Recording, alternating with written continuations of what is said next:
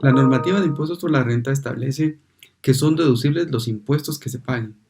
En el caso del impuesto sobre la renta y del IVA y de otros impuestos, como el caso del ISO, por ejemplo, establece de que estos solo van a ser deducibles cuando se consideren costo. Ahí nosotros queremos hacer una reflexión y un análisis que se ha hecho por muchos años. Y a manera de ejemplo, vamos a explicar lo que pasaba en la anterior norma de impuestos sobre la renta y la vamos a comparar con lo que ocurre ahora con el decreto 10-2012, que es la normativa que está vigente desde el año 2013 a la fecha. Bueno, en la normativa del decreto 2692 se establecía la misma regla. Todos los impuestos eran deducibles excepto el impuesto sobre la renta y el IVA cuando no se consideraban costo. En esa oportunidad existieron varios casos eh, de controversias ante la administración tributaria y, por ejemplo, yo recuerdo uno muy claro en el caso del IVA, donde en un principio, por ejemplo, el IVA que se pagaba por las destrucciones de inventarios, algún auditor consideró que ese IVA era no deducible. En ese momento se le hizo ver a la administración tributaria que el IVA que se tenía que pagar por las destrucciones de inventarios, porque eran salidas de inventarios, y de acuerdo con esa norma, quien debe pagar el impuesto es el contribuyente que está teniendo la salida de inventario, que en este caso es la compañía.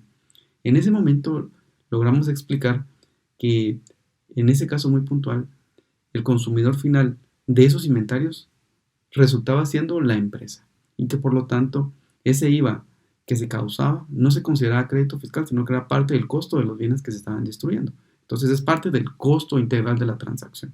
Entonces, finalmente el fisco atinadamente comprendió el asunto y el caso se ganó. En el caso del impuesto sobre la renta también uno podría llegar a concluir en qué casos el impuesto sobre la renta se convierte en costo para las empresas.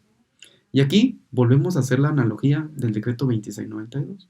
En el decreto 2692 existía una regla que hoy día no existe en la regla del decreto 10-2012 y es el método de gross-up. El método de gross-up es cuando un contribuyente nacional se hace cargo de la retención por cuenta de un tercero.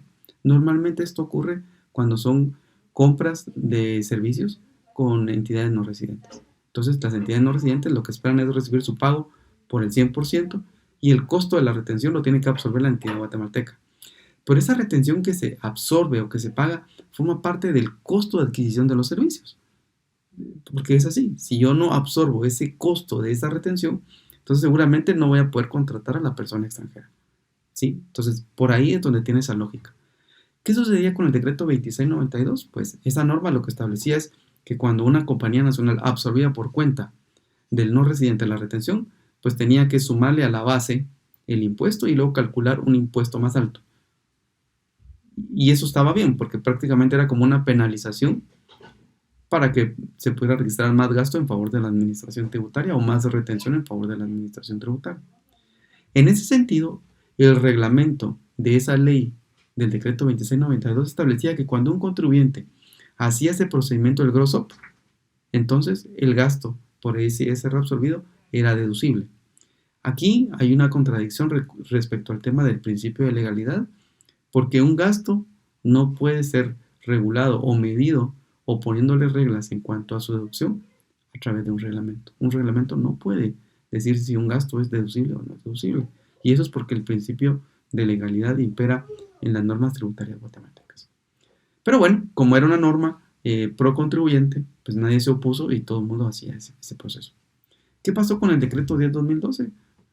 Yo quisiera pensar que por una omisión de las personas que redactaron ese proyecto de ley, omitieron el tema del proceso de gross up. Por lo tanto, las empresas que absorban ahora el impuesto por cuenta de un no residente, pues no están obligadas a hacer procedimiento de gross up porque no está en la norma y deberán de aplicar la tasa de retención de impuesto a la renta que corresponda. Sin embargo, la deducibilidad de ese gasto vuelve a ocurrir de la misma manera como en el decreto 2692. Ese ISR que se absorbe es parte del costo de adquisición de los servicios, o sea, es parte del costo. En ese momento, ese ISR se convierte en costo para la compañía.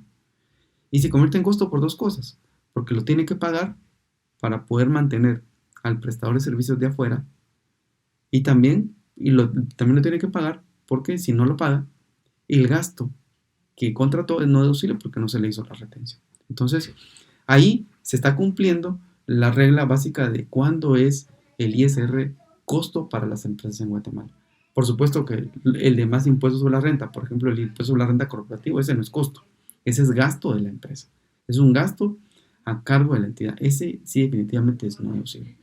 Y únicamente el caso que nosotros hemos encontrado, haciendo esa analogía, revisando esa historia con la ley anterior, es el impuesto a la renta que se absorbe por cuenta de un proveedor no residente o bien de un proveedor local. Así que esa es nuestra conclusión técnica sobre este asunto.